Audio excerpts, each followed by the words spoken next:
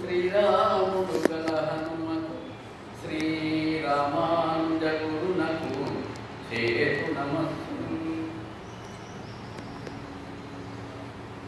భవానీ సాహిత్య వేదిక పక్షాన బ్రహ్మశ్రీ పెండ్యాల కిషన్ శర్మ గారి సుందరకాండం ఒక గొప్ప కావ్యం. ఈ కావ్య పరిచయ కార్యక్రమానికి అధ్యక్షత వహించిన సంస్థ అధ్యక్షుడు వైరాగి ప్రభాకర్ గారు, ముఖ్య అతిథిగా విచ్చేసిన వారు మంచివారు, చాలా మంచివారు. అంతేకాదు, వారు బహుకార్యమగ్నులు, హైకోర్టులో న్యాయవాది, ఇంకా ఇతరమైన కార్యక్రమాలతో పాటు సాహిత్య కార్యక్రమాలతో పాటు సంస్కృత భాషను అంతర్జాలంలో విద్యార్థులకు నారు పోసినట్లుగా నూరి పోస్తున్నారు సంస్కృతాన్ని. వారికి మాకు అంతర్జాలంలో అధిక పరిచయం, ముఖ పరిచయం తక్కువ. అయినప్పటికీ వారు ఆత్మీయులు, పెద్దలు, నారుమంచి వారికి అనేక నమస్కారాలు. అవధాని రాజహంస ముద్దు రాజయ్య గారు, వారు గణిత శాస్త్ర ఉపాధ్యాయులు. నాకు ఈ సందర్భంగా మనకు ముఖ్య జ్ఞాపకం వస్తారు. కరీంనగర్లో జీవి కృష్ణమూర్తి గారు పద్యమనంగానే జ్ఞాపకం రాకుండా ఎవరు ఉండరు. ఆయన ఈ ముద్దు రాజయ్య గారు మేమంతా కలిసి గూడూరు రైల్వే స్టేషన్ ప్లాట్ఫారం మీద రైలు రావడానికి ఇంకో గంట టైం ఉన్నదంటే గంట ఖాళీ కూర్చుందామని రాత్రి 12 గంటలకి ప్లాట్ఫారం మీద కూర్చొని అవధానం చేయించారు. ఎప్పుడు అంటే 28 ఏళ్ళు అయింది. అప్పుడు ముద్దు రాజయ్య గారు గణిత శాస్త్రోపాధ్యాయులు, తెలుగులో అప్పుడే అవధానం చేసినారు. ఇప్పటికీ అనేక అవధానాలు చేసినారు. వారిని చూసి నేను కొంచెం ధైర్యం తెచ్చుకున్నాను. అంత పాండిత్యం, నారమంచి వారంత సంస్కృత పాండిత్యం కానీ, మా ముద్దు రాజయ్య గారంత పాండిత్యం కానీ లేకపోయినప్పటికీ, కవితాధార లేకపోయినప్పటికీ వారిని చూసి కొంత స్ఫూర్తితో నేను ధైర్యం తెచ్చుకున్నాను. అట్లాంటి ముద్దు రాజయ్య గారు, వారి పేరులో ముద్దు కాదు, కవిత్వం కూడా ముద్దుగానే ఉంటుంది. వారి అవధానం కూడా చాలా ముద్దుగా ఉంటుంది. మేము ఆనాడు నేను మొదటిసారి గమనించి అది మనసులో పెట్టుకున్నాను. నిషేధం అని ఉంటుంది ఒకటి అవధానంలో. ఆ నిషేధంలో చాలామంది పండితులు అవధానులు ఏం చేస్తారంటే సంస్కృతంలో అక్షరాలు వేసుకొని సాధారణంగా దొరకకుండా అవతల పడతారు. మా ముద్దు రాజయ్య గారు ఏం చేస్తారంటే తెలుగు పదాలు వేసుకుంటారు. వీళ్ళు పెద్ద పెద్ద ఆలోచనలు చేస్తే ఆయన చాలా సాధారణంగా అవతలపడ్డారు. చాలా గొప్ప విషయం. నేను అంటే ఇవన్నీ గ్రహించి చూసిన నేను ఇట్లాంటి అనుభవాలు. ముద్దు రాజయ్య గారికి అనేక నమస్సులు. పెండ్యాల కిషన్ శర్మ గారి వంటి ఒక గొప్ప కవి, ఒక గొప్ప పండితుడు, కరీంనగర్ వాళ్ళకే కాదు నాకు కూడా పరిచయం లేనటువంటి ఒక దురదృష్టం అనుకోవాలి. ఇటీవల కాలంలో వారే వచ్చి ఒకసారి నాకు ఫోన్ చేసి నేను మిమ్మల్ని కలుస్తాను అంటే ఇంటి అడ్రస్ చెప్పిన వారు వచ్చినారు. నాకు వరదాభ్యుదయ కావ్యం ఇచ్చినారు, వరదాచార్యుల వారి జీవితం. నాకు చూసి ఆశ్చర్యపోయినా. ఒక మహాకావ్యం రాయటం, కవి జీవితం మీద కావ్యం రాయటం అనేది చాలా అద్భుతమైనటువంటి పని. అంత గొప్ప కవి మీరు మారుమూల కరీంనగర్లో ఉన్నారు. అదే ఇంకొక చోట ఉంటే మీకు ఎంత గొప్ప గౌరవం లభించేదో, కీర్తి లభించేదో అని అనుకునేవాడిని.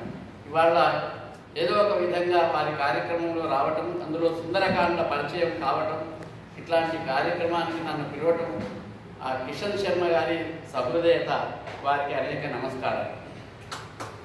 ఎదురుగా ఉన్న ప్రేక్షకులందరూ కూడా రామకథాసక్తులు, పద్యాభిమానులు ఎక్కువ మంది ఉన్నారని నేను అనుకుంటున్నాను.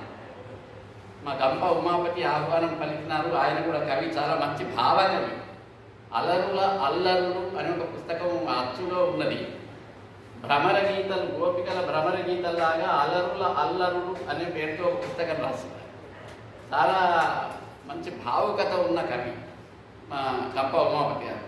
అట్లే సిరిపురం వాణిశ్రీ ఉన్నది, ఏకైక మహిళా శ్రోత. ఎంత గొప్ప అభిమాని అంటే 2.5 సంవత్సరాలు రామాయణ కల్పవృక్షం వ్యాఖ్యానానికి ఒక్కరోజు కూడా తప్పకుండా హాజరైన ఏకైక వాణిశ్రీకి సన్మానం చేయాలి. అంత గొప్ప శ్రోత. అది శ్రీనివాస్ గారు, మా శేషం వేణుగోపాల శర్మ గారు, సాహితీ గౌతమి ప్రధాన కార్యదర్శి కొత్త అనిల్ కుమార్ ఉన్నారు, తామ్రపుత్ర శంకరయ్య ఉన్నారు, మా కవి సాయంత్రం పుస్తకం ఆవిష్కరించుకోబోతున్న విలాసాయం రవీందర్ ఉన్నారు, పెద్దలు సింగమరాజు గారు ఆ వెనుక కూర్చున్నారు. వారు కూడా అనేక సాహిత్య కార్యక్రమాలు నిర్వహింపజేశారు. నన్ను కూడా పిలిచి మాట్లాడించారు వారు. వీళ్ళందరితో నాకు అనుబంధం ఉన్నవాడిని. అట్లా పెద్దలు నవనీతరావు గారు, మూర్తి గారు, మా సముద్రాల వేణుగోపాలాచార్య గారు, సంస్కృతాంధ్ర పండితులు గారు, మంచి పద్యకం. ఇంకా కొంతమంది అభిమానులు ఉన్నారు. చిత్తూటి రాము గారు ఇప్పుడే పరిచయం అయినారు నాకు. చాలామంది సాహిత్య అభిమానులు ఉన్నారు. అందరికీ నమస్కారం. తరుణార్క కబళనోద్ధతి రూపెనవాడు రుచులచే ఫలమోహ రుచుల చేత. తరుణార్క కబళనోద్ధతి రూపెనవాడు రుచులచే ఫలమోహ రుచుల చేత.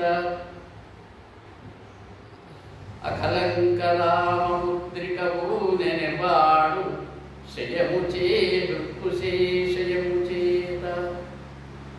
మున్నీరు పల్వలంబుగూకెనవాడు జవముచే గుణగణార్జవము చేత. అక్షశిక్షా ప్రౌఢియలరారెనవాడు రణముచే నియమధారణం చేత. అక్షశిక్షా ప్రౌఢియలరారెనవాడు రణముచే నియమధారణం చేత. అతడు ఇది ఆయన రాసుకున్నాడు. మత్కావ్య ఘటన మత్కావ్య వాగమృత ఘటన అట్టి హనుమంతు మదినేదలంతు. వాళ్ళు కూడా ఆయన కావ్యంగానే నేను ఇప్పుడు తలుచుకుంటున్నాను హనుమంతుడిని. ఇది సుందరకాండం. ఇందాక వైరాగి ప్రభాకర్ గారు కొన్ని విషయాలు చెప్పినారు సుందరకాండం గురించి. సుందరే మనం దీపం వెలిగిస్తేనే కదా ఫ్యాన్ వేయండి, ఏం కాదు. ఉన్న అన్ని కాండలకు పేర్లు ఉన్నాయి. బాలకాండము, అయోధ్యకాండము, అరణ్యకాండము, కిష్కింధకాండము, సుందర యుద్ధము. ఈ సుందర ఒకటి తప్ప మిగిలినవన్నీ కథను బట్టి వచ్చిన పేర్లు చాలా స్పష్టంగా తెలుసు. ఈ ఒక్కటి మాత్రమే సుందరకాండం అని పెట్టినారు వాల్మీకి.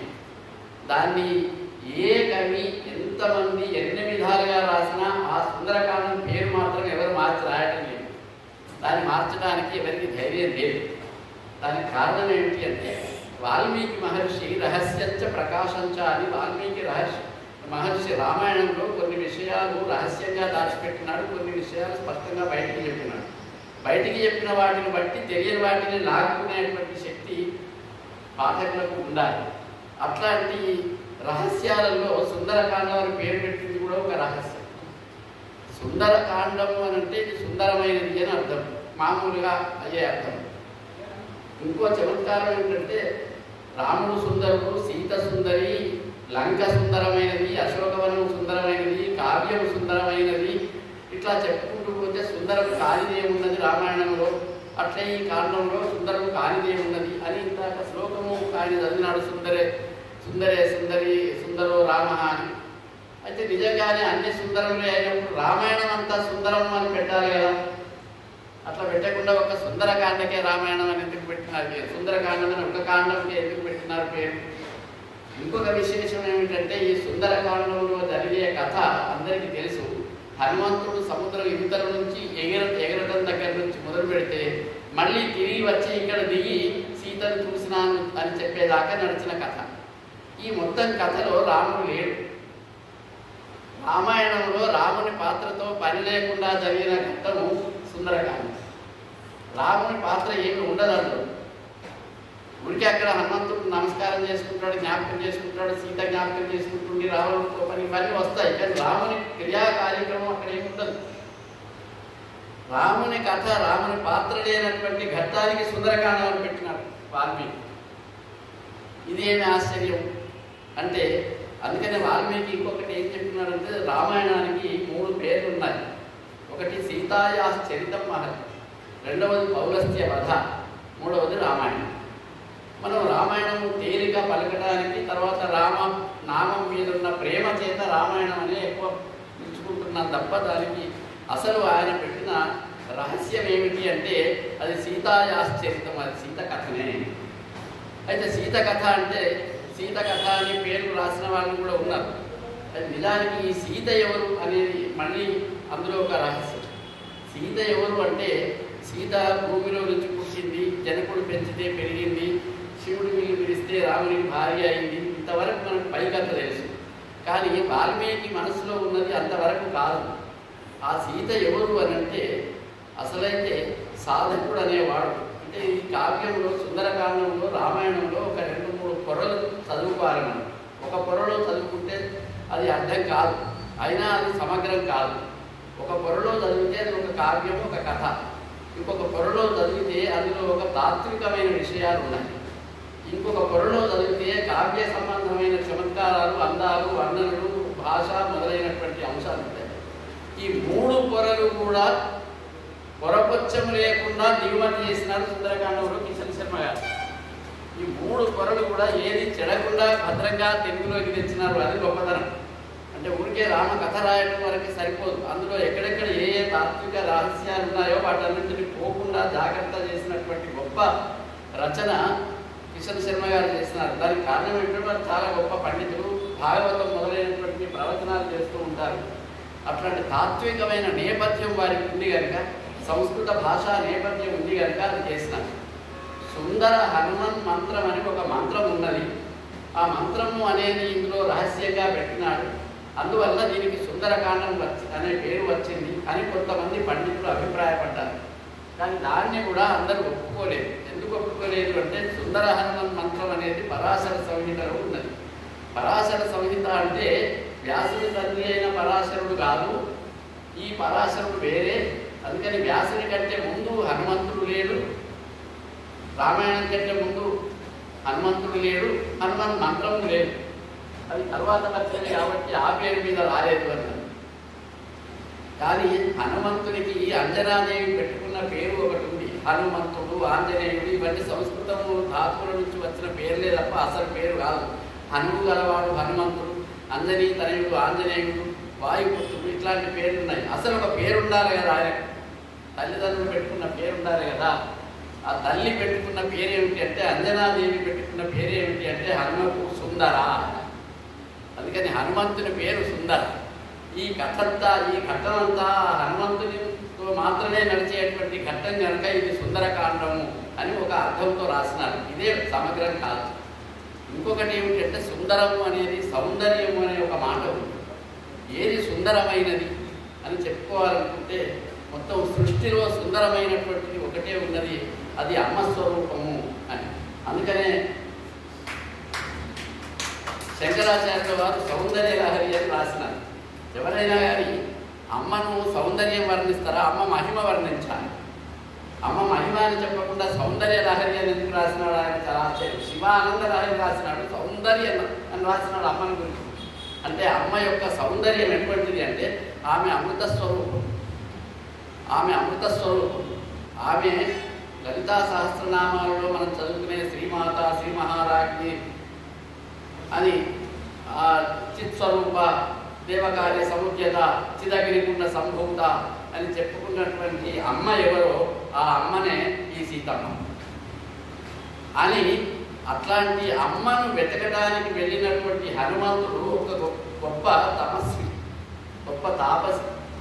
ఒక సాధకుడు ఏం చేస్తాడంటే రహస్యాన్ని తెలుసుకోవడానికి, లేదా జ్ఞానాన్ని తెలుసుకోవడానికి, లేదా సౌందర్యం ఏదైతే ఉందో దాన్ని తెలుసుకోవడానికి కష్టపడతాడు. అది ఒక గొప్ప వెలుగు. ఆ వెలుగును వెతకడానికి ప్రయత్నం చేస్తాడు. ప్రయత్నం చేయటమే తపస్సు. ఆ తపస్సు చేసిన వాడు హనుమంతుడు. అందుకనే హనుమంతుడు ఎప్పుడు పోయినాడు లంకకు అంటే చీకటైనాక పోయినాడు, సాయంత్రం పోయినాడు, పగలు పోలే. చీకటైనాక పోయి రాత్రంతా వెతుకుతాడు. అందరి ఇళ్లలో నిద్రపోతున్న ఆడవాళ్ళని చూస్తాడు, రావణుని అంతఃపురం అంతా చూస్తాడు, పుష్పక విమానం చూస్తాడు, రకరకాలుగా ఉన్న స్త్రీలందరినీ చూస్తాడు. అక్కడ అవి చూస్తే మనం ఇప్పుడు పబ్బులలో, బార్లలో కూడా అంత ఇదిగా ఉండదు కావచ్చు, అట్లాంటి దృశ్యాలన్నీ ఉంటాయి.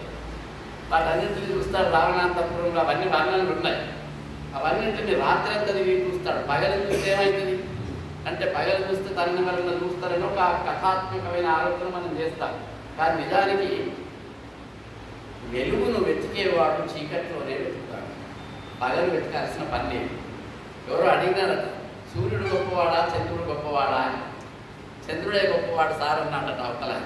ఎందుకంటే చీకటి అయినాక వెలుగుతారు కదా సార్. సూర్యుని ఏమున్నది, పట్ట పగలు వస్తాడు వాడు, ఇంకేది లేకపోతే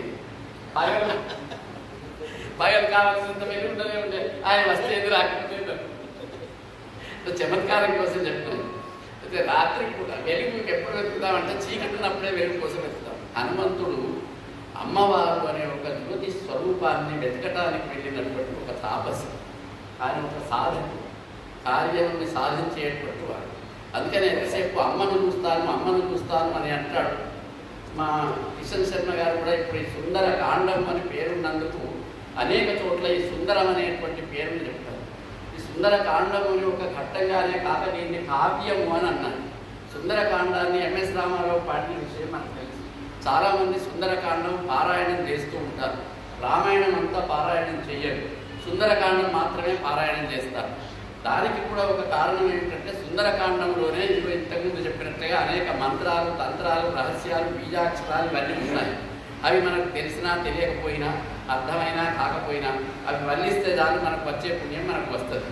ఇది నిప్పు అని తెలిసినా తెలియకపోయినా మనం తాకితే కాలినట్టు, ఇందులో ఇది ఉన్నది అని తెలిసినా తెలియకపోయినా ఇది చదివితే పుణ్యం వస్తుంది కనుక సుందరకాండ పారాయణం చేస్తారు. అట్లాంటి సుందరకాండలో ఎక్కడెక్కడ ఏ ఏ ముఖ్యమైనటువంటి అంశాలు ఉన్నాయో వాటిని దేన్ని పోనివ్వలేదు కిషన్ శర్మ గారు. సుందరకాండము అని పేరు పెట్టుకున్నందుకు అనేక సందర్భాల్లో ఈ సౌందర్య విషయాన్ని, సుందరమైన విషయాలను ప్రస్తావించి చెప్తూ ఉంటారు. ఈ కావ్య ఇందులో ఇంకొక విషయం ఇప్పుడే చెప్తాను. ఇది కావ్యం అని అన్నారు కాబట్టి కావ్య లక్షణాలతో రాసిన రామాయణాంతర్గతమైనటువంటి సుందరకాండము ఇక్కడ నుంచి మొదలు అని తతో అని హనుమంతుడు అక్కడ మొదలవుతుంది. సుందరకాండలో 68 సర్గలు ఉంటాయి. 68 సర్గల్లో విభజన ఏమి ఉండదు, సర్గ విభజన తప్ప కథా విభజన అనేది ఏమి ఉండదు. 68 సర్గలు బహుశా నేను అనుకుంటా ఎక్కడన్నా ఒకటి తప్పిందో లేదో కానీ అన్ని సర్గలు అయితే సాతో లేకపోతే తాతో మొదలవుతుంది. అన్ని సర్గలు మొదటి అక్షరం అయితే సా ఉంటుంది, లేకపోతే తా ఉంటుంది. అంటే సీత ఆ 2 అక్షరాలతోటి ఆ మొత్తం సుందరకాండం అంతా అవుతుంది.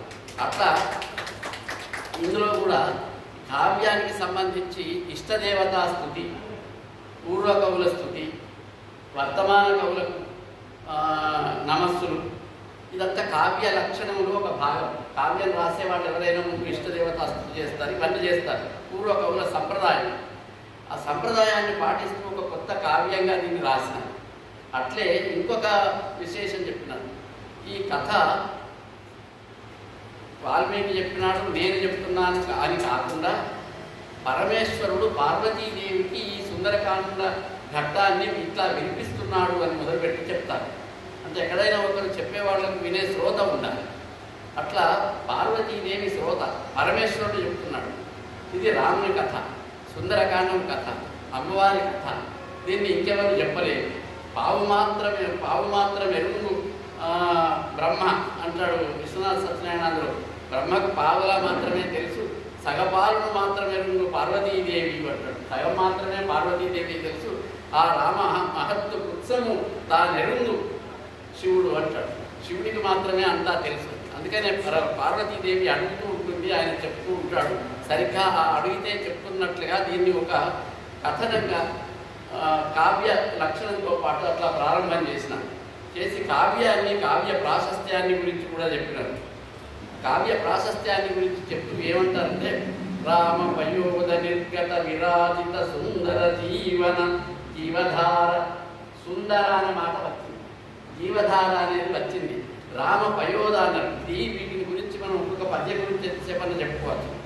రామ పయోధం అంటే మేఘం, అందులో నుంచి ఒక ధార వస్తుంది, అది జీవధార. జీవం అంటే నీరు, జీవం అంటే జీవితం. రామ పయోధ నిర్గత విరాజిత సుందర జీవధార.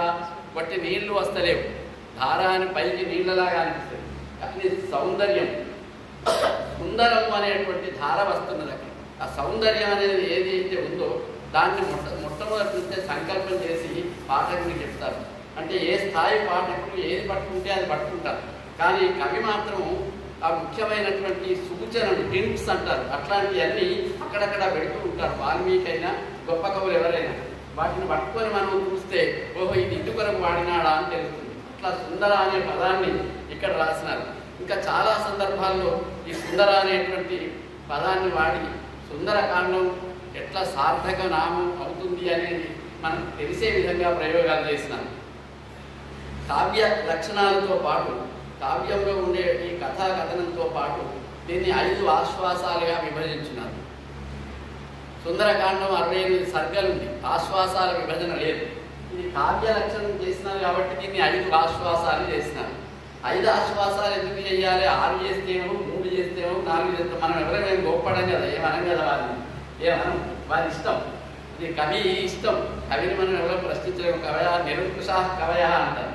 కానీ దానికి కూడా ఒక ప్రామాణ్యం ఉంది, ఒక ప్రామాణికత ఉంది.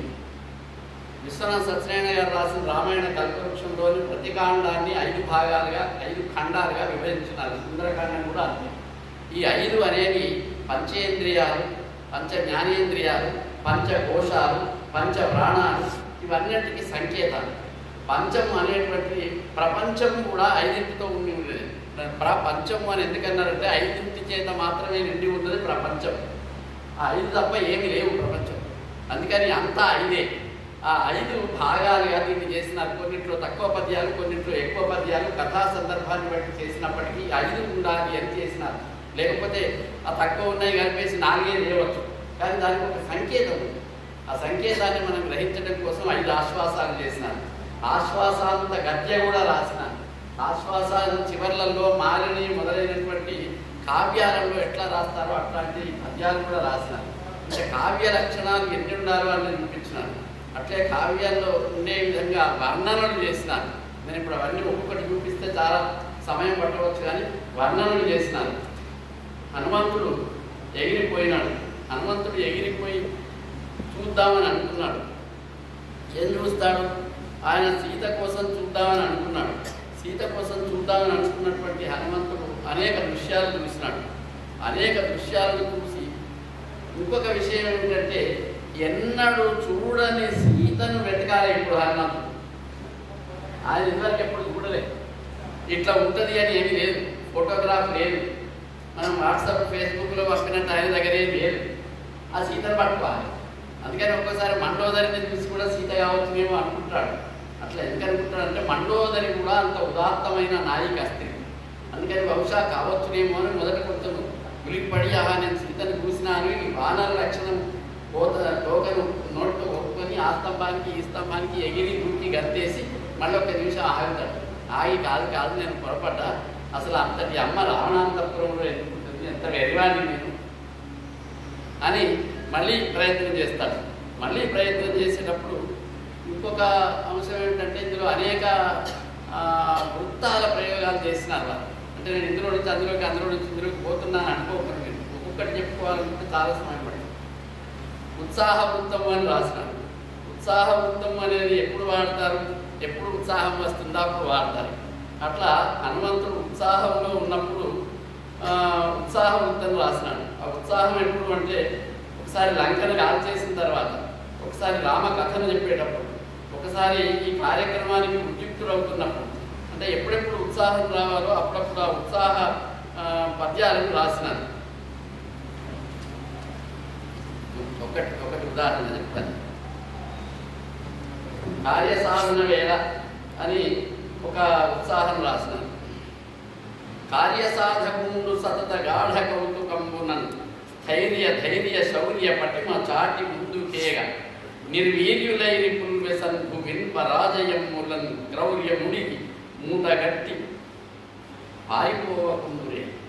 ఎక్కడ దొరకకపోయిన సందర్భంలో కూడా మళ్ళీ ఒకసారి తనను తానే ఉత్సాహం తెచ్చుకున్నాడు.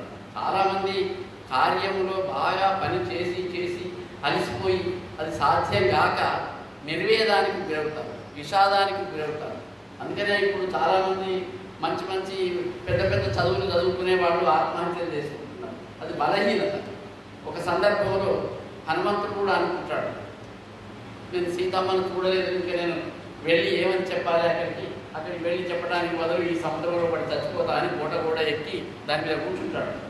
ఆ తర్వాత మళ్ళీ అనుకుంటాడు, నేను అందులో పడితే ఏమవుతుంది, ఇప్పుడు నేను పోయినట్లయితే నేను పోయిన పని అయిందో కాలేదో తెలియక అక్కడ బాధపడతారు.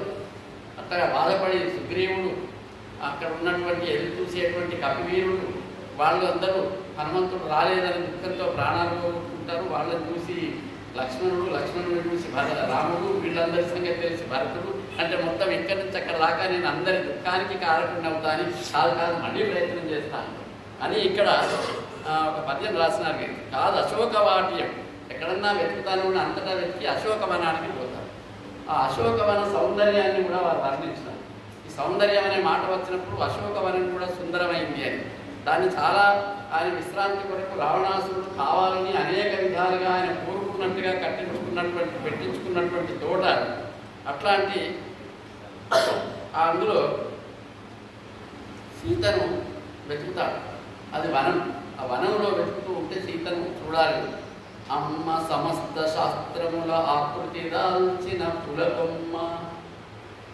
అమ్మ నాయన ఎట్లా అనుకుంటున్నాడు అంటే, అమ్మ అంటే ఒకటి రాముని భార్య సీతాదేవిగా అని కాదు, సమస్త శాస్త్రముల ఆకృతి దాల్చిన పులకొమ్మ, అన్ని శాస్త్రాల రూపం ధరించినటువంటి పూల కొమ్మ అని అన్నాడు. ఇవంతా కూడా నేను ఇంతకుముందు చెప్పినట్టుగా లలిత అమ్మవారి స్వరూపం అర్థం వచ్చేటట్టుగా. సీతమ్మ వనంతరముల అహర్నిశలు విరహాగ్ని తప్తయై ఇమ్మహి శోకభారమున నీర్చుచు కాలం దైవయోగమంది మహనీయ చైత్యమున కీదెస వచ్చిన సుధనూతుడు. ఇట్లా ఉంటుంది సీత అని తన మనసులో ఒక ఊహా చిత్రాన్ని వేసుకుంటాడు హనుమంతుడు. సమస్త శాస్త్రముల పూలకొమ్మ అని అంటాడు. అమ్మ ఇట్లాంటిది, అట్లాంటి అమ్మను నేను చూడాలని ప్రయత్నం చేస్తున్నాను అని అంటాడు. మా తల్లి సీతమ్మ మహిత సద్గుణవల్లి కనరాజట కథమదేవు రావణు గోపానల జ్వాలలంబడి మూర్చిల్లి పూలెను పూడి పంక నిర్మగ్నయవు పసరము చందము వగపున వీటిల్లి పడలేము పర్వత గుహలందు పడియుండెను లేక వనమధ్యమున చిక్కి బాధపడెను అన్నపానీయములకు తానెన్నకుండా కరము విరహాగ్ని తప్తయై కఠిన శిలలు కరిగి నిరయి ప్రవహించు కరణి నేడు సంకటం బులబడెను సాక్షి. ఏమైందో అని ఇన్ని విధాల బాధపడి, అయితే తపస్సన్నా చేసుకుంటూ ఇక్కడే జీవితం గడుపుతాను, లేకపోతే ఇక్కడ పడి చనిపోతాను అంటాడు. హనుమంతుడు కూడా చాలా గొప్ప మేధావి. ఆయన బట్టి బలవంతుడు, ఎగురుతాడు, దూకుతాడు, యుద్ధం చేస్తాడు, కాలు పెడతాడు, తగలబెడతాడు. ఇది సంగతి అంతా అట్లా ఉంచి అన్నింటికంటే ఆయన చాలా గొప్ప బుద్ధిమతాం వరిష్ఠ. ఆయన బుద్ధిలో అందరికంటే శ్రేష్ఠుడైన వాడు, చాలా బుద్ధిమంతుడు, ధీమంతుడు. అందుకని ఆయన ఆ బుద్ధి చేత ఆలోచించి ఇట్లా కాదు అని సరి అయినటువంటి నిర్ణయం తీసుకుంటాడు. బలవన్మరణము పొందకూడదు అంటాడు. జీవన్ భద్రాణి పశ్యతి అనే మాట మనం చాలా సందర్భాల్లో వింటాం. అది ఎక్కడిది అంటే వాల్మీకి మహర్షి ఈ హనుమంతుని నోట చెప్పించింది. బ్రతికితే ఏదైనా సాధించవచ్చు కానీ చనిపోతే ఏం చేస్తామని. నన్ను తెలంగాణ సాధన సందర్భంగా చాలామంది ఆత్మాహుతి చేసుకున్నారు. అప్పుడు మన తెలంగాణ సాధన సంఘం వాళ్ళు ఒక పుస్తకం వేసి ఆ పుస్తకానికి నాకు ఒక ముందు మాట రాయమన్నారు. అప్పుడు నేను ఈ హనుమంతుని విషయాన్ని రాసిచ్చినాను వాళ్ళకి. హనుమంతుడు ఏమీ కాకపోతే నేను చనిపోతాను అనుకున్నాడు, కానీ కార్యసాధకుడు చనిపోకూడదు, చివరిదాకా ప్రయత్నం చేయాలి అని. హనుమంతుడు చనిపోతే ఏమవుతుందో అనే ప్రమాదాన్ని ఆలోచించి చనిపోకుండా సాధించడానికి ఉన్నాడు. అందుకని ఆత్మాహుతులు చేసుకోవద్దు, ఆత్మ సాధన చేయండి కానీ ఆత్మాహుతి చేయకూడదు అనే సందేశాన్ని ఇవ్వాలి మనం యువకులకు, పోరాటకులకు, ఎవరికైనా ఏ రంగంలోనైనా. దానికి హనుమంతుడే ఒక సాక్ష్యం. ఇట్లాంటివన్నీ వర్ణనలు, మానసికమైన వర్ణనలు, భౌతికమైన వర్ణనలు, మనస్సులో ఉన్న అనుభూతులు, బయటికి కనిపించే రూపాలు అనేకము కిషన్ శర్మ గారు చాలా అద్భుతంగా వర్ణించినారు. ఎక్కడ కూడా ఏ పాత్రను కూడా తగ్గకుండా వాల్మీకిలో చెప్పినటువంటి ఏమీ పోకుండా, అంటే నేను ఇక్కడ ఏమి వాల్మీకిని వీరిని తులనాత్మకమైన పరిశీలన ఏమి చేయడం లేదు, కానీ అట్లాంటి అద్భుతమైనటువంటి అంశాలను దేన్ని కూడా పోలిపలేదు. నమోస్త్వం అక్కడ ఇంకొక ప్రయత్నం చేసేటప్పుడు ఏం చేస్తాడంటే రాముని తలుచుకుంటాడు. నమోస్తు రామాయ సలక్ష్మణాయ నమోస్తు తస్యై జనకాత్మజాయ అని రాముణ్ణి లక్ష్మణుణ్ణి సీతను మరుత్గణేభ్య చంద్రార్క మరుత్గణేభ్య అని చంద్రుణ్ణి సూర్యుణ్ణి వాయువును మరుద్గణాలను దేవగణాలను అందరినీ మనసులో మరొకసారి తలుచుకొని ధైర్యం తెచ్చుకుంటాడు. అది ఉత్సాహం. అది ఆ ఉత్సాహం తెచ్చుకున్నప్పుడు ఈ ఉత్సాహం రాసి సరిగ్గా ఆ ఉత్సాహం తెచ్చుకున్నప్పుడు ఈ ఉత్సాహం రాసిన నాకు అది అంటే ఏ ఛందస్సు ఎప్పుడు వాడాలి అనేది బాగా తెలిసినటువంటి పండిత కవికే తెలుస్తుంది. పండిత కవి ఎందుకంటే చాలా కావ్యాలు చదివిన వాళ్ళకి ఏ ఛందస్సు యొక్క మర్మం ఏమిటి, ఏ ఛందస్సు ఏ లయలో ఎక్కడ నడుస్తుంది, ఎక్కడ ప్రయోగించాలనేది అనుభవం ఉంటుంది. కనుక కిషన్ శర్మ గారు అట్లాంటి ఉత్సాహ వృత్తాన్ని ధ్రువకోకిల అనే ఒక వృత్తం రాసినారు. నన్ను ప్రధాన వక్త అని పెట్టినాడు మా ప్రభాకర్. ఈ ప్రధాన వక్త అంటే అప్రధాన వక్తలు ఎవరు లేరు ఇక్కడ, అందరు గొప్ప వక్తలే ఉన్నారు. అయితే ఏంటంటే వాళ్ళు మాట్లాడేది వేరే, మీరు మాట్లాడేది వేరే, అందుకని మా ప్రధాన వక్త అని పెట్టినాడు. సరే, నాకు వచ్చిన మాటలు నేను చెప్తున్నాను.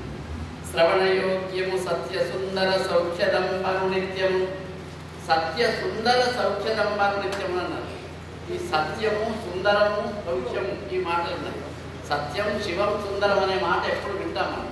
శివం అట్లా ఉంటే సత్యం సుందరం అన్నారు. ఏది సత్యమైందో అది సుందరమైంది. ఈ సుందరకాండం అంతా కూడా సత్యం. సత్యం అనే మాట కూడా చాలామంది మనము ఇంగ్లీష్లో ట్రూత్ అంటే మనం మాట్లాడే మాటకు నిజం అనే అర్థంలోనే తీసుకుంటాం. అంతవరకే సత్యం కాదు. ఏది ఎప్పటికీ నిలిచి ఉండేటువంటిది నిత్యమైనటువంటిది ఉంటుందో అది సత్యం.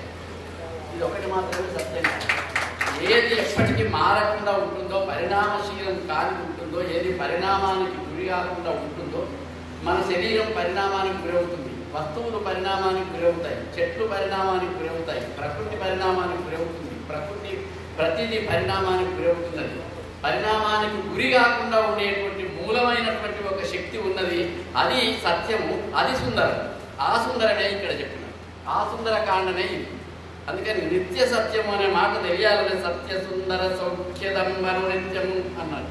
ఇది అట్లాంటి సుందరము అని అంతరార్థాలను ఏవి కూడా పోకుండా వారు ఈ పద్యాల రచనలో కానీ చాలా అద్భుతమైనటువంటి ధార.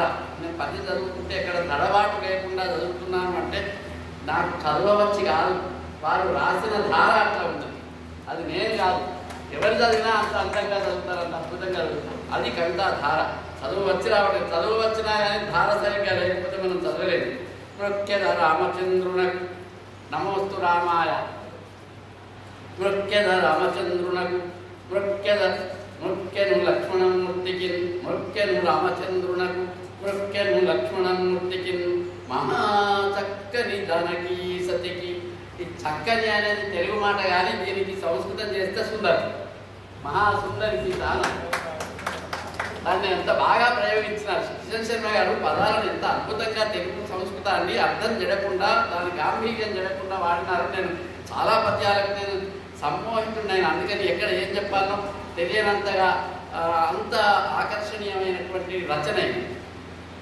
మహాచక్కని జానకీ సతికి సద్గుణరాశికి అపూర్వ సాధ్వికి మృక్యను శూలికి ఇంద్రునకు మృక్యను కాలునకు సమీరునకు ఇంద్ర యమానలేభ్యో అన్నాడు. మృక్యను సోమసూర్యులకు మృక్యను మరుద్గణానికి. ఇది నేను ఎందుకు చెప్పినా అంటే ఎవరైనా చదివితే ఇది ఏమున్నది వాల్మీకిలో రాసిందే, కిషన్ గారు రాసింది కదా అంటారు. అట్లా కాదు. వాల్మీకిలో రాసిన దాన్నైనా దాన్ని తెలుగులో పద్యములో అందంగా ఆ అర్థం చెడకుండా, ఆ మాటలు చెడకుండా ప్రయోగించడం అనేది అంత నైపుణ్యం ఉంటే, కవితా నైపుణ్యము శిల్ప ప్రదర్శన ఉంటే తప్ప సాధ్యం కాదు. మనం సొంత శ్లోకం వచ్చినంత మాత్రాన తెలుగులో దాన్ని అంత అందంగా, అంత గొప్పగా దాని భావము, అర్థము, పదాలు భగ్నం కాకుండా ప్రయోగించడం అనేది చాలా కష్టసాధ్యమైన పని. అట్లాంటి పని కిషన్ శర్మ గారు చేసినారు. ఇంకా చాలా పద్యాలు అమ్మవారిని గురించి ఆయన చేసినప్పుడు అమ్మను రామచంద్రునకు ఇక్కడ కొన్ని పేజీలు నాకు నోటికి ఉన్నాయి. అంటే పద్యాలు అన్ని నోటికి లేవు, ఏ పేజీలో ఏముంటాయి అనేది కొన్ని నోటికి ఉన్నాయి. అమ్మను రామచంద్రు హృదయము అనంత విశాల సృష్టి సారమును అమ్మను రామచంద్రోదయం అనంత విశాల సృష్టి సారూరు యజ్ఞభూజనితరాజిత పుణ్య ఫలస్వరూపరత్నం అమేయ సద్గుణ వితానలతా సుమనవ్య దివ్య గంధం వేదశాస్త్ర సుపథమును వేదశాస్త్రమునకు మంచి మార్గమైనటువంటి అమ్మ. ఇప్పుడు మొదట చెప్పిన అమ్మ అనే అర్థం ఇక్కడ అన్ని చోట్లలా కనపడుతూ ఉంటుంది. సీతను కాంతు నివేది, సీతను ఎట్లా చూడాలి నేను అంటే ఆ సీతను తాను ఎట్లా ఊహించుకుంటున్నాడు, ఎన్ని విధాలుగా సీతను ఊహించుకొని చూస్తున్నాడు తాను. అంటే సీత యొక్క భౌతిక రూపమే కాక సీత యొక్క ఆంతర్యాన్ని, అసలు సీత ఇట్లాంటి శక్తి అయినటువంటి శక్తి ప్రతీక అయినటువంటి అమ్మ స్వరూపం ఎట్లా ఉంటుంది అని అనేక విధాలుగా ఊహించుకుంటాడు. అట్లా ఊహించుకొని వెతికే ప్రయత్నం చేస్తారు. అందుకనే రూపం చూడటమే కాదు, ఆ రూపాన్ని బట్టి అక్కడ ఉన్న స్థితిని బట్టి ముఖ కవళికలను బట్టి ఆ స్థితిని బట్టి హనుమంతుడు గుర్తిస్తాడు. అందుకని అక్కడ ఉన్నటువంటి ఆ సీతను చూసి ముందర అనుకుంటాడు, అవునా కాదా అని అనుకుంటాడు. తర్వాత మళ్ళీ ఏమనుకుంటాడంటే, చూసినాను విశ్వనాథ చాలా వాడుక మాటలు రాసినాడు. ఉండే నిచ్చటనేమో అననేమి ఉండనే ఉన్నది అంటాడు. ఆయన రాయటం ఎట్లా రాసినాడంటే పద్యం, ఉండే నిచ్చటనేమో సీత అననేమి ఉండనే ఉన్నది. ఆ శీర్షపా వృక్షం మీద వాలి ఇక్కడ ఉన్నది కావచ్చు అనుకుంటాడు, కిందికి చూసేవారు ఉంటుందా, అనుమానం ఎందుకు ఉండనే ఉన్నది అంటాడు. మనిషికి అనుమానం సంశయాత్మ వినశ్యతి అని భగవద్గీతలో మాట. అనుమానం ఉండకూడదు. అనుమానం పోయేదాకా వెతుకుతూనే ఉండాలి, అన్వేషిస్తూనే ఉండాలి. హనుమంతుడు చేసిన అన్వేషణ అది మూలమైనటువంటి స్వరూపాన్ని అన్వేషించేటువంటి అన్వేషణ అది. అట్లా ఆయన వెతికినాడు. అట్లా వెతికి ఆమెను చూసినాడు.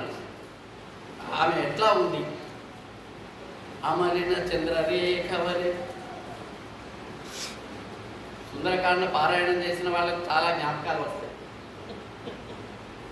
నేను కూడా చాలాసార్లు పారాయణం చేసిన, నిత్య పారాయణం కాదు కానీ చాలాసార్లు నిత్య పారాయణం చేసిన. మా మిత్రుడు డింగర్ నరహరాచార్య ఉండే తెలుగు మిత్రుడు, ఇప్పుడు అమెరికాలో. ఆయన నిత్య పారాయణం చేస్తారు. బహుశా మా వేణుగోపాలచారి కూడా చేస్తారు కావచ్చు. వాళ్ళు నిత్య పారాయణం చేస్తారు. నేనేమో పుట్టినప్పుడు చేస్తాను. సోమరిని వాళ్ళు నిత్య పారాయణం చేస్తారు. కానీ నేను అనేక సార్లు ఆ భక్తి సంగతి, కార్యసాధన సంగతి అట్లా ఉంచి నాకు కూడా శ్లోకాల మీద ఉన్న ప్రేమతో కూడా పారాయణం చేస్తాను. అది వాల్మీకి శ్లోకాలు జరుగుతుంటే అది ఏమిటో అదొక రకమైన తన్మయం కలుగుతుంది. చాలా అద్భుతమైనటువంటిది. పాఠ్యే గేయేచ మధురం అంటాడు. అది చదివినా మధురమే, పాడినా మధురమే అంటాడు వాల్మీకి శ్లోకాలు. మామూలు మనం సంస్కృతం రాని వాళ్ళు చదివితే కూడా అర్థమైంది. అంత గొప్ప వాల్మీకి కవిత్వం. అమలిన చంద్రరేఖ వలె అన్నము నీరములం త్యజించియున్ కమలదళాక్షి భూసరిత కాంచన వస్త్రమునం కృషాంగియై పూనుచు గోచరించు కడుఘోర కఠోర నిశాచరాంగనా తిమిరముల అవరింపగను శివ్రముగా ఎట్లా ఉన్నది అంటే, అమలిన చంద్రరేఖ వలె చంద్రరేఖ కనపడుతున్నది. అది అమలినం, శుభ్రంగా ఉంది. చంద్రుడు కాదు, చంద్రరేఖ.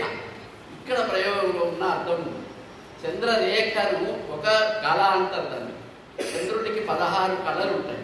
16 కళలు నిండినప్పుడు పౌర్ణమి. 16 కళలలో ఒక కళలు తగ్గిన కొద్దీ క్షీణించి అమావాస్య అవుతుందని. ఆ 16 కళల్లో ఒక కళకు ప్రతిపత్ కళ అని చిత్ కళ అని పేరు. ఆ చిత్ స్వరూపము, చిత్ కళ అనేది అమ్మవారు. అందుకనే రేఖ అని అమ్మవారు కనపడుతుంది. ఎట్లా అమలినగా, స్వచ్ఛంగా. ఇప్పుడు అమ్మవారిని నేను చూసినా అనుకుంటాడు. చిత్ కళ అన్నాడు. పూర్ణబింబమును చూసినా అండి. ప్రబంధ కవులైతే చంద్రబింబం వంటి ముఖము గల నాయికని చూసినా అనేవాడు. అట్లా అనలే, రేఖనే అన్నాడు. రేఖ అనడానికి వెనుక ప్రతీకం, సంకేతం. అందుకని చిత్కళను చూసినాడు ఆయన. ఆ అన్నము నీరము లేకపోవటం చేత ఆమె శుష్కించినది. అప్పుడెప్పుడో కట్టుకున్నటువంటిది ఆ వస్త్రం ధూళి దూసరితమైపోయినది. నేల మీదనే ఉన్నది, చెట్టు కింద. అదంతా మట్టిపడి మాసిపోయినది. చుట్టూ రాక్షస స్త్రీలు, కఠినంగా మెదులుతున్నటువంటి రాక్షస స్త్రీలు అనే చీకటి మధ్యలో ఉన్నది అన్నాడు. చంద్రవంకనే కానీ చీకటి మధ్యలో ఉంది. ఆ చీకటి ఏమిటి అంటే రాక్షస స్త్రీలు. ఇట్లా అంటే ఈ కథలో మనం నాకు ఇది ఏమవుతుందంటే నన్ను మన్నించాలి, కథలకు పోతే కథలకే పోతాం, కవిత్వానికి పోతే కవిత్వానికి ఎటుపోతే అటు పోయేంత గొప్ప విషయం ఇది. కిషన్ శర్మ గారు అట్లా ఆ కథలోకి పోతే అందులో నుంచి బయటికి రాదు. అది ఒక పొర, అందుకని అన్న తాత్వికమైనటువంటి ఒక పొర ఉంటుంది. ఆ పొరలో చదువుకోవడం, ఒక లేయర్లో చదువుకోవడం ఒకటి, కేవలం పైన కావ్యము ఆశ్వాసాలు కథ ఇట్లా చదువుకోవటం ఒక. ఈ అమ్మవారిని ఆకృతి రామచంద్రు విరహాకృతి కంపమతీరు రాము చపాకృతి కైశిక కన్నులన్న కడుపు ప్రాకృతి కైశికమందు రాము దేహాకృతి అట్లా ఆమె కూర్చున్న ఆకారం ఎట్లా ఉంది అంటే దుమ్ము కొట్టుకుని పోయిన చీర చుట్టుకొని చెట్టు కింద చీకట్లో కూర్చున్న వెలుగు రేఖ వలె ఉన్నది అని పైకి అర్థమవుతుంది. దాన్ని ఇంకో విధంగా ఏం చెప్తారంటే ఆ కూర్చున్నటువంటిదంతా ముడుచుకొని కూర్చున్నది, ఆ నిండా కప్పుకొని ముడుచుకొని కూర్చున్నది. ముడుచుకొని కూర్చోవడం ఎట్లా ఉందట అంటే బాగా ముడుచుకొని కూర్చుండి విరహాగ్ని చేత, రాముడు లేడనేటువంటి దుఃఖం చేత, బాధ చేత వేడి వేడి నిట్టూర్పులు వదులుతుంది. వేడి వేడి నిట్టూర్పులు వదులుతున్న ఆ సీత బాగా పుసలు కొడుతూ ముడుచుకొని చుట్టుకున్న పాము ఎట్లా ఉంటుందో సీత అట్లా. అందుకనే ఆ సీత ఇప్పుడు పుసలు కొడుతున్నటువంటి ఒక కుండలిని శక్తి. ఆమెను ఇప్పుడు నిద్ర లేపాలి, సాధన లేపాలి, అది కుండలిని యోగం అని పిలుస్తారు. అట్లా ముడుచుకున్నటువంటి పాము. అందుకనే ఆ విభీషణుడు చెప్పినప్పుడు, హనుమంతుడు చెప్పినప్పుడు, మండోదరి చెప్పినప్పుడు రావణాసురుడితో చెప్తుంది, ఏమయ్యా పామును తెచ్చి ఇంట్లో పెట్టుకుంటారా ఎవరన్నా? నువ్వు పామును తెచ్చి పెట్టుకున్నట్టు సీతలు పెట్టుకున్నావు అని అంటారు. అంటే ఆమె పాము ముసలు కొడుతున్నది, వేడి ఘాట్లు వదులుతున్నది. ఈ పాము ముసలు కొట్టడం, ముడుచుకొని పడుకోవడం అంతా ఒక యోగా కుండలిని అనే ఒక యోగ శక్తికి కూడా సంకేతం. అందుకని ఇది లోతుల్లోకి పోతే చాలా విషయాలు ఉంటాయి. ఇవన్నీ నేను నాకు తెలిసిపోవడం లేదు, శర్మ గారిందులో వాటిని పోకుండా భద్రం చేసినారు, అది విషయం ఇక్కడ. అందుకనే చూడండి, ఇవి ఆమె ఇట్లా అమరిన చంద్రరేఖ వలె ఉన్నది అనే మాటతోటి చిత్కళ అనేటువంటి జ్ఞాపకాన్ని తెచ్చినారు. వినబడలేదా? వినబడుతుంది, పర్వాలేదు. క్లాస్ అంతా ఉన్నారు కదా, మాకు క్లాస్లో మైక్ లేకుండా అలవాటైనా అంతే కదా. అట్లాంటి మానము ప్రాణము సుఖము మాన్యత కూరిమి భోగ భాగ్యములు హీనముగానే ఛాయచిన సుఖము మాన్యత కూరిమి భోగ భాగ్యములు హీనముగా సాత్వికి అహీనగుణాడ్య విభుందులేమి. భర్త లేకపోయినట్లయితే సాధ్వి అయినటువంటి ఆమెకు ఎన్ని ఉన్నా వ్యర్థమే. మానము ప్రాణము సుఖము భోగము భాగ్యము అన్ని వ్యర్థమే. జ్ఞానము సత్య సంపదల సారమెరిగిన సీతకీయడి. ఆ సీత ఎటువంటిదంటే జ్ఞానము సత్యము అనేటువంటి సంపదలు తెలిసినటువంటి సీత. రవికి తేజము లేదు, ఛాయ లేకున్న శశికి ప్రకాశము లేదు, ఛాయ లేకున్న కవికి భాషణము లేదు, ఛాయ లేకున్న జగతిలో చలనమేది. సత్య సంపదల సారమెరిగిన సీతకీయడన్ కానగ శోకవాటియవు అదెట్టుల శోకవాటియవు. దాన్ని అశోకవనం అని మనం పిలుస్తాం, కానీ అశోకము అంటే శోకము లేనిది అని. అసలు సీత ఇంత శోకంలో ఉన్నటువంటి సీత అక్కడ ఉంటే అది అశోకవాటిని ఎవడన్నాడా దాన్ని అని కవి దాన్ని చమత్కరించారు. కానగ శోకవాటియవు గాని అదెట్టుల శోకవాటియవు ఒక శబ్ద చమత్కారం ఇక్కడ. ఆ అశోకవనానికి సంబంధించినటువంటి శబ్ద చమత్కారాన్ని ఇక్కడ ప్రయోగించినారు. అట్లే భాషకు సంబంధించినవి రామకథను చెప్తారు. ఆయన రామకథను చెప్పేటప్పుడు హనుమంతుడు సీతను నమ్మించడం కోసం, అసలు సీతను ముందుగా కొంత ఒప్పించడం కోసం, ఎందుకంటే సీత ముందర వానరుడు కవి కనపడితే రాక్షసులు ఎన్నో మాయలు వేసుకొని వస్తారు, అందులో మీ మాయవాడు ఒకడు అని సీత అనుమానిస్తుంది కనుక నేను కాదు అని చెప్పడం కోసం, అసలు ముందు తనతో మాట్లాడటం కోసం, తన ముందు నిలబడటం కోసం, ఒక అర్హత కోసం ఏం చేస్తాడంటే రాముని కథ పాట పాడుతూ ఉంటాడు చెట్టు మీద నుంచి. ఇక్కడ ఇంకొక సంగతి జ్ఞాపకం చేస్తాను. నేను ఈ పద్యాలన్నీ గుర్తుకు రావు కానీ విషయాలన్నీ గుర్తుకు వస్తున్నాయి. ఇక్కడ ఉన్నాయి. ఆయన చెట్ల మీద దిగుతాడు వానరు.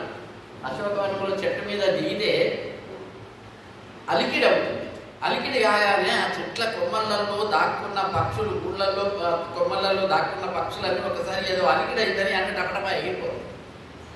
అట్లా ఎగిరిపోవడంతో పాటు ఆ పక్షులు ఎగిరిపోతూ ఉంటే చెట్టు మీద ఉన్న కొన్ని ఆకులు పువ్వులు కింద రాలిపోతాయి. అది ఇట్లా ఉంటుంది అని కిషన్ శర్మ గారు కల్పన చేసినారు. అది వాల్మీకిలో ఉందో లేదో నాకు తెలియదు. ఏం కల్పన చేసినారంటే, ఎవరైనా జూదమాడినటువంటి వాడు జూదములో తనకున్నటువంటి సిరులు సంపదలు అన్నీ పోగొట్టుకోవడం ఎటువంటిదో చెట్లన్నీ ఆకులు పువ్వులు పక్షులు పోగొట్టుకొని అట్లున్నాయి అన్నాడు. జూదంలో ఓడిపోయిన వాడిలా ఉన్నాయి అంతే ఉన్నది కదా, ఆ పద్యం ఉన్నది. అట్లా అంటే కొన్ని చాలా ఈనాటికి పనిపరిచేటువంటి అంశాలను కూడా అందులో వారు కల్పించి రాసినారు. ఆ శిల్ప వృక్షం మీద నుంచి సీతను చూసినాను, అమ్మ సమక్షంలో చూసినాడు. చూసి ఇప్పుడు ఏం మాట్లాడాలి, ఇక్కడ మనకు భాష విషయం కూడా ఒకటి, నేను మా పెద్దవాళ్ళు పండితులందరూ ఉన్నారు. భాష విషయంలో ఏమిటంటే రాముడు హనుమంతుడు వీళ్ళంతా కిష్కింధ లేకపోతే అయోధ్య అటువైపు వాళ్ళంతా ఉత్తర భారతదేశ భాషలు మాట్లాడతారు. లంకకు వచ్చేటప్పటికి వీళ్ళంతా ద్రావిడ భాషలో రాక్షస భాషలో మాట్లాడతారు. ఇప్పుడు హనుమంతుడు ఉత్తర దేశ భాషలో పాడాలన్నా దక్షిణ దేశ భాషలో పాడాలన్నా అమ్మకు తెలిసిన భాషలో పాడాలన్నా ఏం చేయాలి అని కొంచెం భాషా విషయమై చర్చ చేసుకుంటాడు. హనుమంతుడు నవవ్యాకరణవేత్త అని ఆయన పేరు. అందుకని ఆయన భాషా విషయమైన చర్చ చేసుకుని ఏమంటాడంటే, అవి ఇవన్నీ కాదు, అమ్మ సమక్షమందు వినయమున నాదగురాక తెలిపిన నమ్మును నమ్మరు నన్ను మనమ్మున రవణుడంచు నుంచి కందమ్ముల ఎరసేయును పదమ్ములు రాక నిరాశకుంది మౌనమ్మున యశభావమున నన్ను రుణీకృత సృష్టి చూచుడు అని. కావున దేశభాషనిక కాదని మానిని మెచ్చురీతి, దేశభాషను కాదని ఆమెకు ఏది ఇష్టమో ఆ భాషలో నేను రామకథ చెప్తాను అంటాడు. కావున దేవభాషనిక కాదని, దేవభాషని కాదని అంటే సంస్కృతం కాదని, సంస్కృతం కాకుండా మాట్లాడతాను. సంస్కృతం కాకుండా ఉండే భాషన మాన్యం ఎత్తుతుందా అంటే ఆమెకు దక్షిణంలో అడవిలో ఇక్కడ ఉన్న అందరితో పరిచయాలు సాన్నిధ్యం ఉంది కనుక ఆ భాష కూడా వచ్చు తనకి, ప్రజల భాష కూడా వచ్చు తనకి. అందుకని ప్రజల భాషలో చెప్తాను అని హనుమంతుడు అన్నాడు. ఇక్కడ మనకు దాని సామూహిక అర్థం ఏంటంటే ప్రజల భాషలో చెప్తాను నేను, సాధారణ భాషలో చెప్తాను నేను అని రామకథను చెప్తాడు. సుందరకాండ పారాయణంలో ఇంకొక ప్రయోజనం ఏమిటి అంటే, రామాయణం అంతా చదువులు ఒక సుందరకాండగా చదువుతారని నేను అన్నాను కదా. సుందరకాండలో రామాయణం అంతా కూడా పునశ్చరణ ఉంటుంది. అంటే ఇక్కడ హనుమంతుడు ఏం చేస్తాడంటే పాత రామకథను అంతా ఇక్కడ సీతకు మళ్ళీ చెప్తాడు. ఎక్కడ దాకా సీతను తీసుకొచ్చిన దాకా చెప్తాడు. అంటే ఏమిటి, పరోక్షంగా మనం రామాయణం అంతా ఇక్కడ చదివినట్టే. అంటే ఆ విధంగా కూడా రామాయణం మనకు పునరావృతం ఉంటుంది కనుక ఈ సుందరకాండ ఒక విధంగా రామాయణం చదివినట్టు అవుతుంది. భాషాపరమైనటువంటి చర్చ కిషన్ శర్మ గారు ఇందులో చాలా అద్భుతంగా చేసినారు. అంటే కావ్యపరమైన చర్చ, భాషాపరమైనటువంటి చర్చను కూడా చేసినారు. హనుమంతుడు ఒకసారి అమ్మ సీతను నేను మీ భుజాలుగా పెట్టుకొని నేను తీసుకెళ్తాను అంటే, సరే తనకున్నటువంటి ప్రతిజ్ఞ తనకున్నది, తన దీక్ష తనకున్నది, తన నిర్ణయం తనకున్నది. అయినా సరే హనుమంతుడు ఒక మాట అంటుంది, నువ్వు ఏమయ్యా ఇంటున్నావు, ఏదో సముద్రం ఎట్లా ఎగిరి వస్తే వచ్చినావేమో కానీ నన్ను తీసుకొని ఎట్లా పోతావు అని అంటే, అప్పుడు హనుమంతుడు సీత ముందు నుంచి ఒక అడుగు వెనక్కి వేసి ఒకసారి వెనక్కి దూకి అప్పుడు తన నిజస్వరూపాన్ని తన పెద్ద స్వరూపాన్ని చూపిస్తాడు. అక్కడ ఎట్లా ఉన్నారో కృష్ణ శర్మ గారి పద్యాలు చూస్తాము. అప్పుడు హనుమంతుడు ఎట్లా ఉన్నాడు, ఘన రక్తాస్యుని పిగడాక్షుని మహాగాంభీర్యుని ధీరుని, ఘన రక్తాస్యుని ముఖం ఎర్రబడినది, పింగళాక్షుని మహాగాంభీర్యుని ధీరుని, వినయా బహుశాస్త్రకు. చాలామందికి కోపంగా ఉండటం, రౌద్రంగా ఉండటం వాళ్ళ ఆకారం చేత సందర్భం చేత వీలవుతుందేమో కానీ అందులో అన్నీ ఉండి ఆ వాళ్లకు లోపల మళ్ళీ వినయము శాస్త్రము జ్ఞానము బుద్ధి ఉన్నాయా లేవా అనేది అంత రౌద్రంలో కూడా బుద్ధి జ్ఞానంతో ఉన్నవాడు హనుమంతుడు. అందుకని అంటున్నాడు, వినయ బహుశాస్త్ర కోవిదు మహావిద్వన్మణి ధర్యుని హనుమన్ మందరమేరు పర్వత సముద్రక్షోభిత వాని ధూమ్రధ్వజ దీర్ఘవాల విరసద్భద్రాంగుని భద్రాంగు పెద్ద పొడవైనటువంటి తోక ధూమ్రద్వాల పొగ ఎట్లా బాగి ఉంటుందో అట్లా ఉంది. మనకు రాకపోతే పొగ వస్తుంది కదా, బహుశా హనుమంతుని తోక అంత ఆకారాన్ని కనిపిస్తుంది. ఇక్కడ సంస్కృత సమాసాల ఆర్భటి చూపించినారు. ఎందుకు ఇట్లా చూపించినారు? చాలా చోట్ల చాలా మామూలుగా రాసినారు. ఇక్కడ ఎందుకు ఇట్లా చూపించారంటే ఆ హనుమంతుని భీకరాకృతి ఎట్లా ఉందో దానికి తగినటువంటి సమాసాలు, పదాలు, శైలి ఇవన్నీ ఎంచుకున్నారు. అందుకని ఇది పద్య శిల్ప నైపుణ్యము అని. ఇట్లా ఈ కావ్యంలో అనేక విషయాలు చెప్పవచ్చు. జాతీయతకు సంబంధించినటువంటివి మనం ఎప్పుడు అవసరమైనటువంటి అంశాలు. రాముడు ఎటువంటి వాడు అని రావణాసురుడికి చెప్పే సందర్భంలో, రావణాసురుడికి దౌత్యం చేసే సందర్భంలో చెప్పిన ఒక మాట ఉంది. అది ఒకటి రెండు చెప్పి నేను సెలవు తీసుకున్నాను. మనం పోతన్న అడిగేదనని కడివడిదను అడిగిన తనమ కూడా నుడిగదని ఒక పద్యం చెప్తాం. అసలు చాలామంది ఎత్తి చూపరు, కానీ అట్లాంటి పద్యాలు పోతన్నవి ఇంకొక 10 ఉన్నాయి భాగవతం అక్కడక్కడ. వాటి గురించి ఎవరు ఉదాహరించింది ఒకటి మాత్రం ఎక్కువగా ఉదాహరిస్తారు.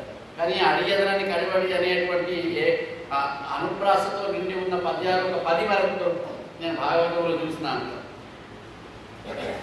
కృష్ణశర్మ గారు వరదాచార్యుల జీవిత చరిత్రను వరదాభ్యుదయ కావ్యం అని రాసినారు కనుక, వరదాచార్యులు పోతన్న గారి జీవితం రాసినారు కనుక, పోతన్న కూడా బహు కవుల పండితుడు కనుక ఇవన్నీ వడబోసినట్టుగా వచ్చి ఈ కిషన్ శర్మ గారి కావ్యంలో నన్నయ్య కనపడతాడు, తిక్కన్న కనపడతాడు, పోతన్న కనపడతాడు, ఆధునిక కవులు వరదాచార్యులు కనపడతారు.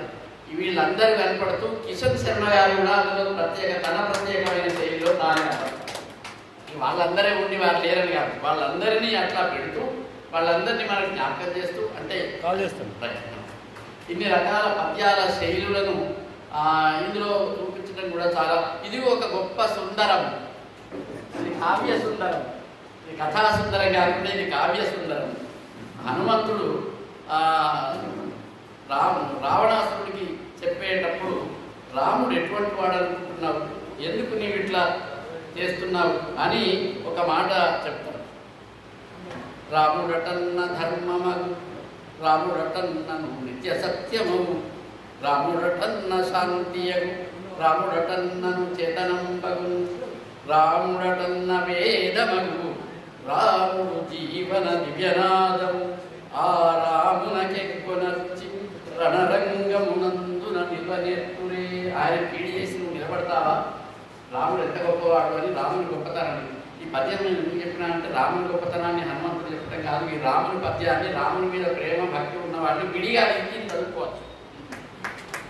అంటే రాముడు ఎటువంటి వాడు బట్టి ఈ పద్యం చదువుకుంటే దాన్ని ఇట్లా కొన్ని పోతన్న పద్యాలను మనం అక్కడక్కడ చదువుకున్నట్టు కిషన్ శర్మ గారి పద్యాలను కూడా రామ సంబంధమైనవి, సీత సంబంధమైనవి ఏడుకొని చదువుకోవడానికి తగినటువంటి పద్యాలు ఇందులో ఉన్నాయి.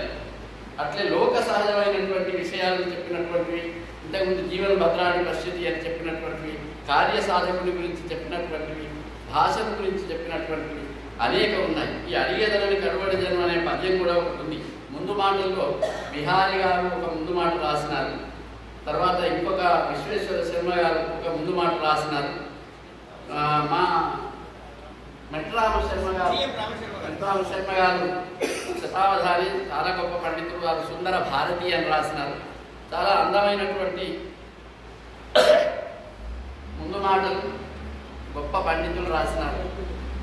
నాకు కొంత అదృష్టం కల్పించాలనుకుని కిషన్ శర్మ గారు నన్ను కూడా 4 మాటలు రాయమన్నారు. ఇందులో నాకు కూడా 4 మాటలు రాసేటువంటి ఒక అదృష్టాన్ని కల్పించినారు కిషన్ శర్మ గారు. నేను ఏదో తోచినవి 4 మాటలు మాత్రం రాసినాను. మెడలు పడగలు సుడివాడ తడబడి ముడివడు చుదురుడు ధరణిని ఫణములు వడిబడి విడివడు విసమున కడుబడి పుసపుసలబెట్టుడు కట్టిన తిరులతో మొత్తం పాములన్నీ పుసకొడుతున్నట్టుగా ఉన్నాయి, రాళ్ళతో రాకు పుసకొడుతున్నాయి. ఈ పదాల అర్థాన్ని తెలుసుకోవాల్సిన పని లేదు, ఆ శబ్ద ప్రయోగంతో మనకు ఆ పుసకొట్టడం అనేది తెలుస్తున్నది. ఇట్లాంటి పద ప్రయోగాలు ఉన్నటువంటి చాలా పద్యాలు కిషన్ శర్మ గారు రాసినారు. నేను ఏదో అక్కడ కొన్ని ఇక్కడ కొన్ని మాత్రమే కొంచెం చూపించినాను, స్పృశించి చూపించినాను. పెద్దలు మాట్లాడవలసి ఉంది కనుక మరొకసారి ఈ అవకాశాన్ని కల్పించిన వైరాగ్య ప్రభాకర్ ధన్యవాదాలు. అన్నింటి గురించి కిషన్ శర్మ గారికి నేను మనస్పూర్వకమైనటువంటి అభినందన. వారికి ఇటీవలనే సాహిత్య సరస్వతి పరిషత్ వారు వరిష్ట పురస్కారాన్ని ఇచ్చినారు. ఇట్లాంటి గొప్ప కావ్యాలకు ఇంకా మంచి పురస్కారాలు రావాలి. గొప్ప పద్య కావ్యాలు రాసేవాళ్ళు ఈ కాలంలో లేదు. పద్యాలు రాసేవాళ్ళు నా ఓటు వాళ్ళు అక్కడ ఇక్కడ చాలామంది ఉండవచ్చు. అక్కడో పద్యం ఇక్కడో పద్యం రాసేవాళ్ళం, చిన్న చిన్న శతకాలం ఇవి రాసేవాళ్ళు ఉండవచ్చు. కనుక కావ్యం రాసేవాళ్ళు లేదు. ఆ కావ్యాన్ని ఇంత అందంగా, ఇంత గొప్పగా, ఇంత సార్థకంగా రాసేటువంటి వాళ్ళు లేదు. ఇంత గొప్ప శైలీ సంపన్నంగా రాసేవాళ్ళు లేదు. ఇంత గొప్ప కావ్య లక్షణ సమన్వితంగా రాసేవాళ్ళు లేదు. అట్లా రాసి ఇట్లా నాతో రాయించి నాతో మాట్లాడించే అవకాశం ఇచ్చినటువంటి పెద్దలు బ్రహ్మశ్రీ కిషన్ శర్మ గారికి నేను అనేక నమస్కారాలు, ధన్యవాదాలు. సీతారాములు ఆంజనేయుడు, సీతారాములు ఆంజనేయుడు సత్శ్రేయము ఇవ్వగా, సీతారాములు ఆంజనేయుడు సత్శ్రేయము ఇవ్వగా,